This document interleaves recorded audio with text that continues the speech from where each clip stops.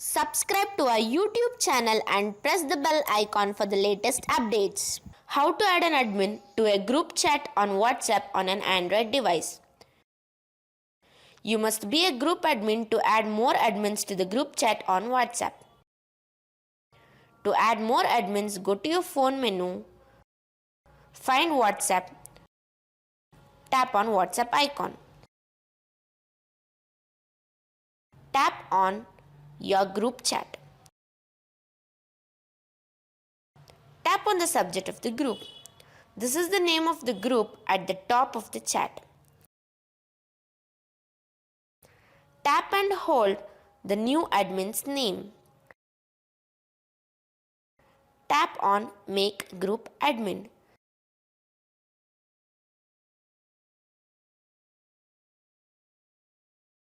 You can see the selected contact is now an admin of this group. This person now can add or remove participants from the group. They can also make anyone else an admin if they desire.